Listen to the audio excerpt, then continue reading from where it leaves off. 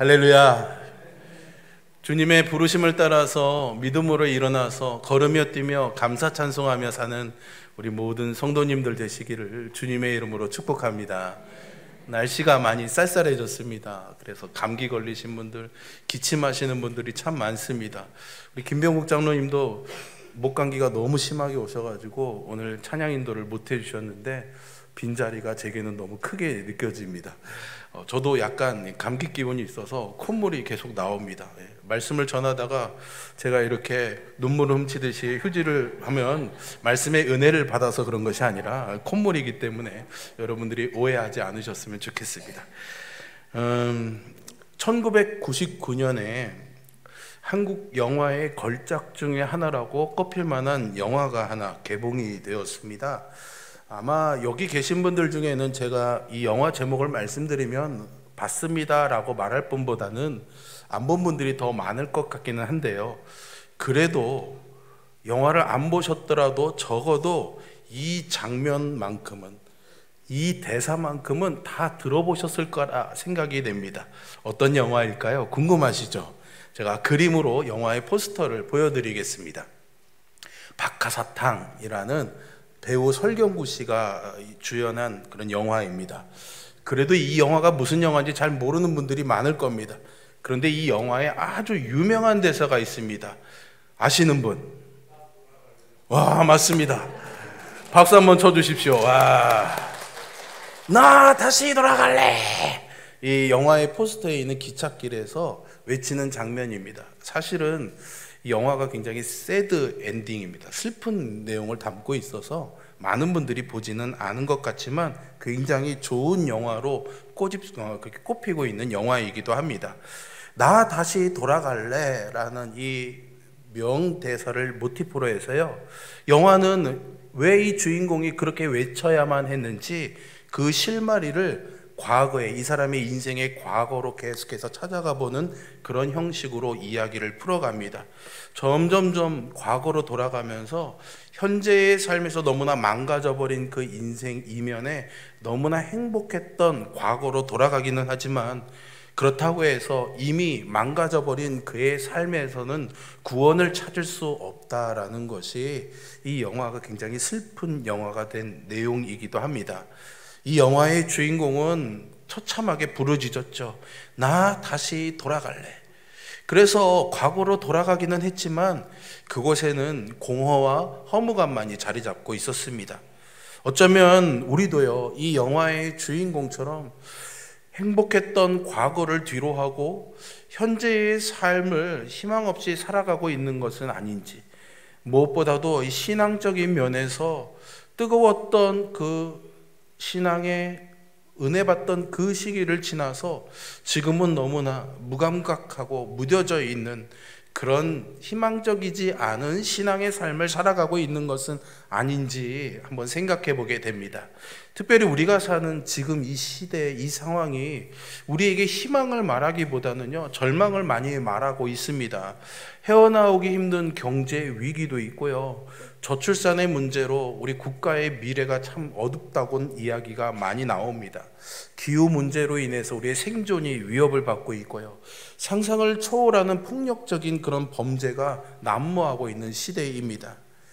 이런 절박한 상황에서 우리가 다시 돌아가야 한다면은 과연 어디로 돌아가야 할까요? 저는 오늘 여러분들과 호세아서의 이 말씀을 통해서 우리가 돌아가야 할 것을 찾아보려고 합니다.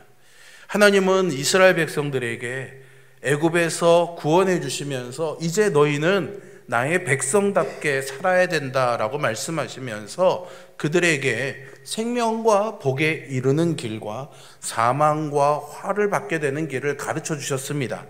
하나님을 사랑하고 명령과 규례와 법도를 따라 살아가면은 생명과 복을 받을 것이고, 하나님의 말씀을 따르지 않고 우상 숭배하면 사망과 화가 임할 것이라고 말씀하시죠. 그럼에도 이스라엘 백성들은 생명과 복에 이르는 길로 가지 않고 사망과 화가 임하는 길로 갔습니다. 그들은 하나님의 말씀을 거역하고 우상 숭배했습니다. 그 결과 사망과 화가 그들에게 닥치죠. 이스라엘은요, 북이스라엘과 남유다로 나눠지게 되고요. 이 북이스라엘은 결국에는 아수르에게 멸망당하고 남유다는 바벨론이라는 제국에 멸망당하게 됩니다. 오늘 본문 호세아서는요, 북이스라엘이 나라를 잃기 전에 호세아 선지자를 통해서 주시는 하나님의 말씀입니다. 하나님은 호세아에게요, 음란한 여인인 고멜을 아내로 맞이하도록 합니다. 호세아는 하나님의 말씀대로 음란한 여인 고멜을 아내로 받아들였는데, 이 고멜은 혼인한 한 남자의 아내로 자식까지 낳았는데 다른 남자를 만나고 음행하였습니다. 그럼에도 하나님은 호세아에게 고멜을 데려오고 그녀를 사랑하라고 하십니다. 하나님께서 호세아에게 이렇게 하신 이유는 이것을 통해 북이스라엘의 실상을 깨우쳐 주기 위함입니다. 북이스라엘이 고멜과 같이 하나님의 백성으로 택함을 받고 언약을 맺었음에도 불구하고 하나님을 버리고 우상 숭배하며 온갖 죄를 범했습니다. 북이스라엘은 고멜과 전혀 다를 바 없는 음란한 백성이었습니다. 하나님은 고멜 이야기를 통해 이스라엘 백성들이 그러한 자신들의 상황을 깨닫고 회개해서 다시금 여호와 하나님께 돌아오기를 원하셨습니다. 호세아서 4장 1절과 2절에 보시면 이스라엘의 타락한 실상을 고발합니다. 이 땅에는 진실도 없고 인애도 없고 하나님을 아는 지식도 없고 오직 저주와 속임과 살인과 도둑질과 간음뿐이요 포악하여 피가 피를 뒤음이라 말씀합니다. 북이스라엘이 얼마나 죄악이 가득하고 그 깊이가 깊은지를 가늠해 볼 수 있겠죠. 이어지는 17절과 18절에서는요, 에브라임이 우상과 연합하였고 음행하였고 부끄러운 일을 좋아한다고 하시면서 북이스라엘이 하나님을 버리고 우상 숭배에 얼마나 빠졌는지를 보여주고 있습니다. 이러한 죄악에 빠져있는 이스라엘을 향해서 하나님의 심판이 선언됩니다. 5장 1절과 2절에서 제사장들아 이를 들으라, 이스라엘 족속들아 깨달으라, 왕족들아 귀를 기울이라, 너희에게 심판이 있나니 너희가 미스바에 대하여 올무가 되며 다볼 위에 친구물이 됨이라. 패역자가 살육죄에 깊이 빠졌음에 내가 그들을 다 벌하노라 하시며 심판과 벌을 선언하셨습니다. 이스라엘이 지금까지 범한 죄로 인해서 가져온 결과는 하나님의 진노와 심판이었습니다. 하나님은 공의로우셔서 죄에 대해서 심판하셔야 하지만 하나님의 본심은 심판이 끝이 아니라 이스라엘의 회복에 있었습니다. 이스라엘이 다시 하나님께 돌아와 생명과 복을 누리길 원하셨습니다. 그래서 하나님은 이스라엘 백성들에게 심판을 선언함과 동시에 살 길, 구원의 길을 제시합니다. 오늘 본문이 그렇습니다. 오늘 본문은 이스라엘이 살 길이 무엇인지를 말합니다. 1절을 보십시오. 오라 우리가 여호와께로 돌아가자. 여호와께서 우리를 찢으셨으나 도로 낫게 하실 것이요 우리를 치셨으나 싸매어 주실 것임이라. 이스라엘이 하나님을 멀리하고 우상 숭배의 죄를 범함으로 하나님의 죄를 불러왔다면 이들이 진노에서 벗어나기 위해서는 이 우상 숭배와 죄에서 돌이켜 하나님께로 돌아와야 한다고 말씀하십니다. 우리의 생명은 하나님이 주신 것입니다. 창세기의 말씀처럼 하나님이 흙으로 우리를 당신의 형상을 따라 빚어주시고 우리에게 생기를 불어넣으셔서 생명, 살아있는 존재가 되게 하셨죠. 그러니까 우리가 지금 이 세상에 태어나 존재하는 것은 하나님께로부터 온 생명이 있기 때문입니다. 그런데 인간이 하나님을 떠나면은요, 마치 집 나간 자식처럼 방황하면서 깊은 수렁에서 헤어나오지 못하게 됩니다. 집을 나가면 처음에는 누구나 간섭받지 않아도 되고 여러 가지로 편하니까 자유를 느끼고 해방감을 맛볼 것입니다. 하지만 얼마 가지 않아서 방황하게 되고 큰 어려움에 처하게 됩니다. 하나님을 떠난 인생이 이와 같다는 겁니다. 이런 어려움에 처할 때 우리가 돌아가야 할 것은 생명이 온 곳, 바로 하나님입니다. 하나님께로 돌아갈 때 방황이 끝나고 하나님 품 안에서 기쁨과 평강을 누릴 수 있습니다. 잘못된 인생을 가다가 방황하고 헤맬 때 무엇이 잘못되었는지를 바로 알고 하나님께로 돌아오는 것이 중요합니다. 많은 경우에 잘못된 방법으로 이 어려움에서 벗어나려고 하다가 실패합니다. 이스라엘 백성들도 이와 같은 잘못을 합니다. 호세아서 5장 13절에 보시면 이스라엘이 공경에 처했을 때 이 문제를 해결하기 위해 찾아간 곳이 바로 아수르 왕이었습니다. 당시에 아수르는 가장 강력한 제국이었습니다. 그래서 아수르의 도움을 입는다면 모든 문제에서 벗어날 수 있을 것이라 그들은 기대했습니다. 하지만 하나님께서는 아수르가 너희를 고치지 못하고 상처를 낫지 못하게 할 것이다 말씀하십니다. 결국에는 어떻게 됩니까? 이스라엘이 자신들을 구원해 줄 아수르를 의지하다가 그 아수르에게 무너지게 되고 말지요. 시편 146편 3절에서 귀인들을 의지하지 말며 도울 힘이 없는 인생도 의지하지 말라고 하십니다. 하나님 외에 다른 누군가를 의지하면 우리는 문제에서 본질적으로 벗어날 수가 없습니다. 오히려 더 큰 문제에 봉착하게 됩니다. 하나님을 의지하고 하나님의 도우심을 힘입어야 하는 이유가 여기에 있습니다. 하나님께로 간다면 하나님께서 우리를 바른 길로 인도해 주실 줄로 믿습니다. 하나님의 말씀으로 잘못된 것을 고쳐서 온전하게 하시고 우리의 인생을 새롭게 하실 것입니다. 그렇게 하나님께로 돌아가려면 먼저 돌아서야 되는 거겠죠. 그 돌아섬을 성경에서는 뭐라고 말합니까? 회개라고 말합니다. 그래서 하나님께로 돌아가려면 회개가 필요합니다. 이 회개에는 두 가지 요소가 필요한데 먼저는 이 죄의 자리에서 떠나야 합니다. 죄의 자리에 그대로 머물러 있으면서 회개할 수는 없겠죠. 우상숭배의 죄, 거짓의 죄, 음란의 죄, 도둑질의 죄에서 떠나야 합니다. 하나님을 섬기는 것이 아닌, 하나님을 제일 우선으로 섬기는 것이 아닌 그 모든 것들에서 우리는 떠나야 합니다. 자신에게 어떤 죄가 있는지를 깨닫게 된다면 우리는 여기에서 벗어나야 하겠죠. 그리고 그 다음에는 무엇을 해야 됩니까? 하나님께로 가야 합니다. 하나님이 있는 곳이 우리가 있어야 할 본래의 자리입니다. 우리가 하나님께로 갈 때 하나님의 인도함을 받아 온전한 삶에 이를 수 있습니다.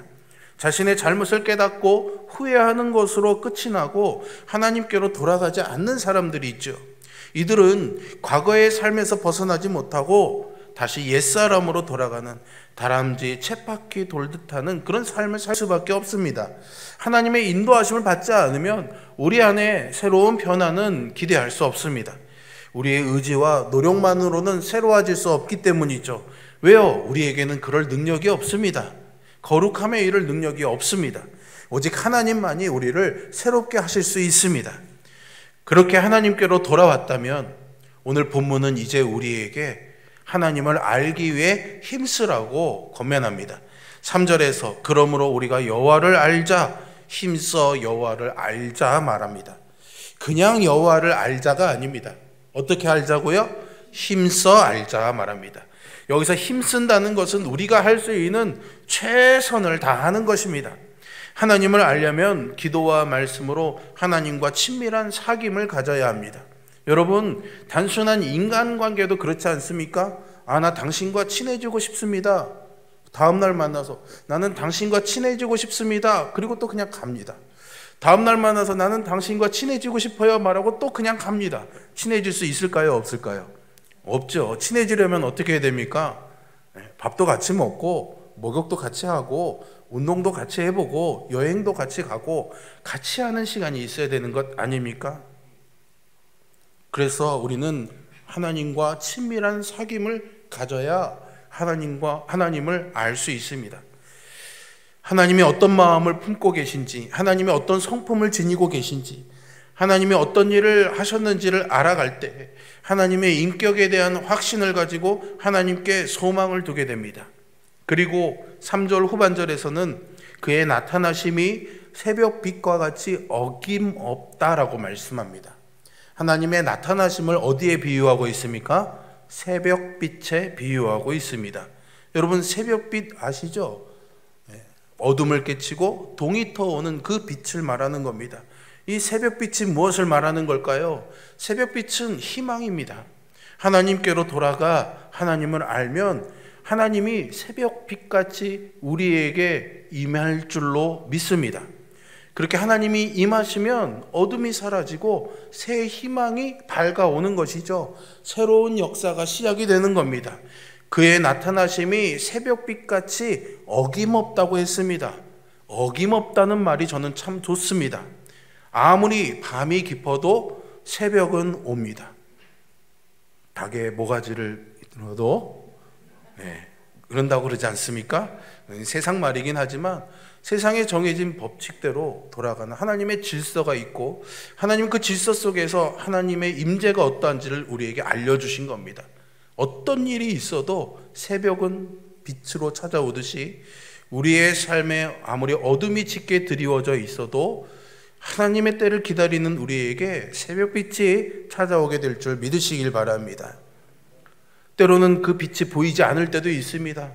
여전히 묘연해 보일 때가 있습니다. 여러분, 일출 보는 거 좋아하십니까? 저도 일출을 보려고 여러 번 시도했지만 한두 번 정도밖에 못 본 것 같습니다. 대부분은 일출을 못 보는 이유가 무엇입니까? 흐려서, 구름이 가려져서 해가 뜨는 것을 못 보죠. 실망스럽습니다. 그렇다고 여러분, 해가 안 떴습니까? 해가 우리에게 안 비칩니까? 아니죠. 구름에 가려서 해는 보이지 않지만 해는 변함없이 떠 있습니다. 그 빛은 변함없이 우리에게 비춰오고 있는 겁니다. 하나님의 임재하심도 그렇습니다. 눈에 보이는 가시적인 현상이나 성과가 없어도 언제나 하나님은 새벽빛같이 우리에게 임하시는 하나님이시다라는 이 사실을 마음에 꼭 담고 살아가시기 바랍니다.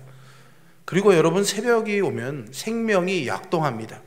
새들의 소리가 들리고요, 초록식물들이 활력을 되찾죠. 잠이 들었던 생명들이 깨어나서 하루를 시작하게 됩니다. 새벽이 반드시 찾아오는 것처럼 하나님께 돌아온 사람들에게는 반드시 이 새 희망의 날이 시작될 것입니다.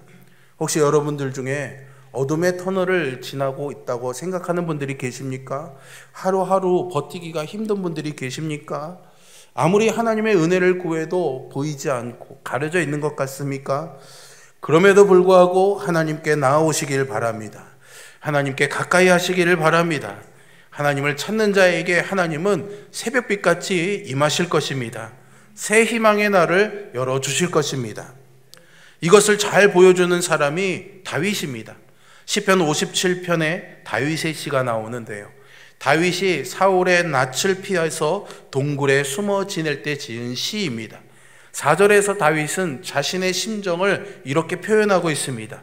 내 영혼이 사자들 가운데서 살며 내가 불사르는 자들 중에 누웠으니 곧 사람의 아들들 중에라. 그들의 이는 창과 화살이요 그들의 혀는 날카로운 칼 같도다.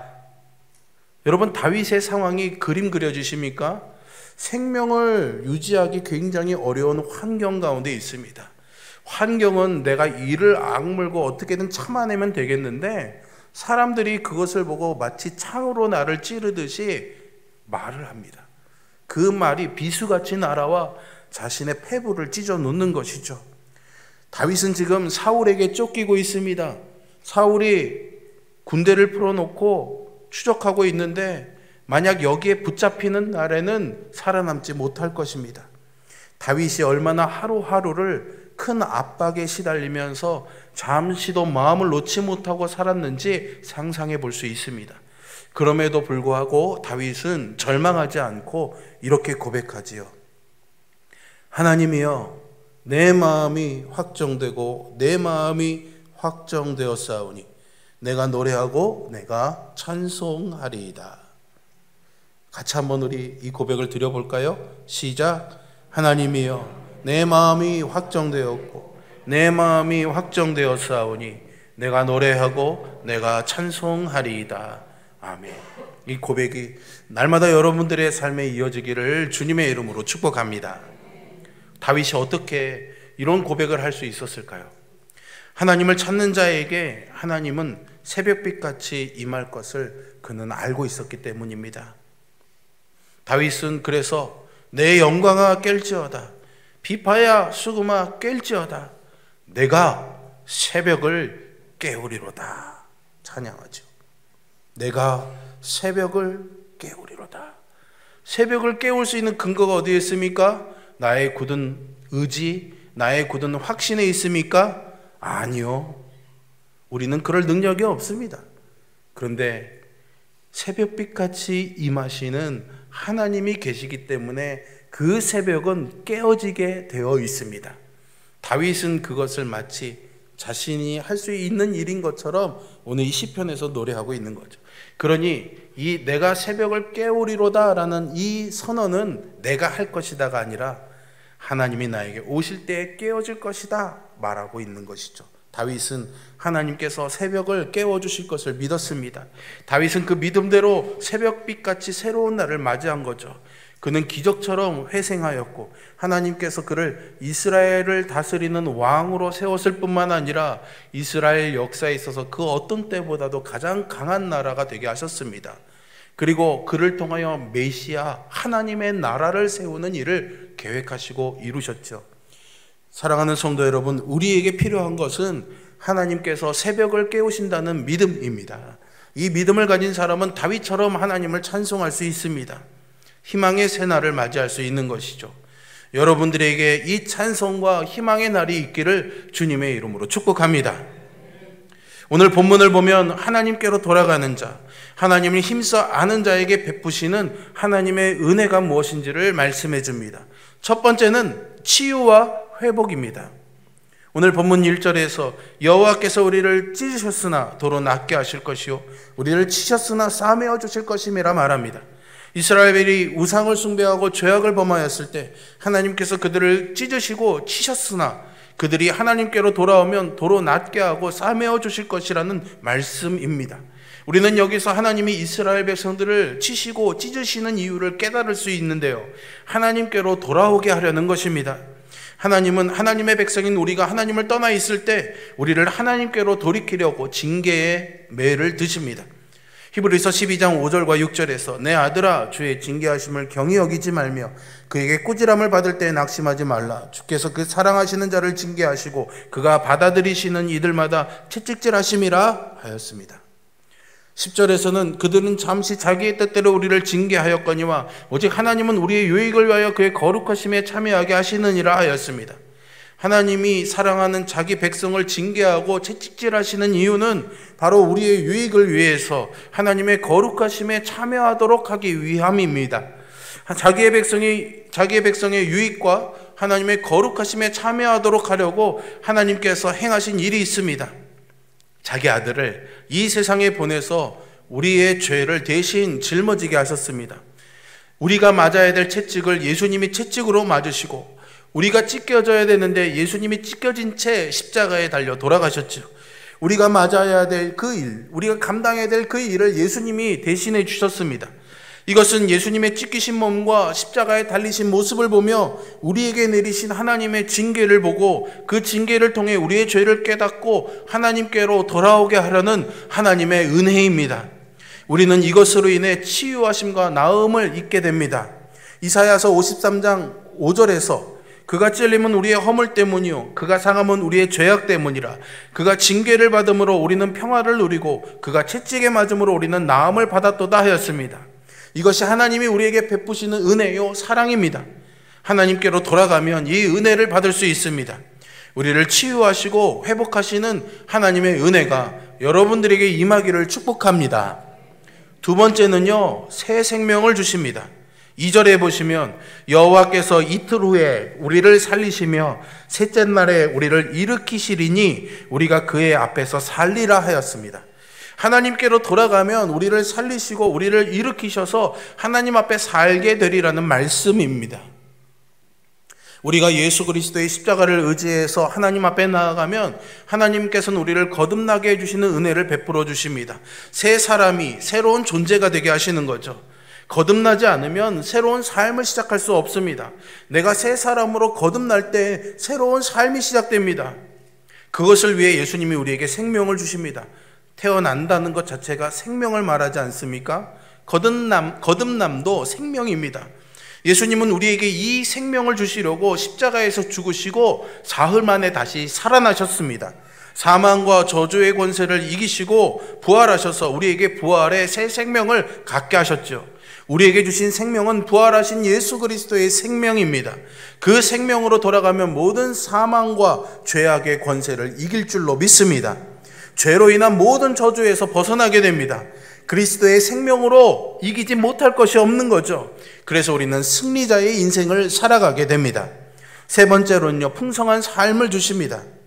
3절 하반절에 보시면 비와 같이 땅을 적시는 비와 같이 땅을 적시는 늦은 비와 같이 우리에게 임하시리라 말씀합니다.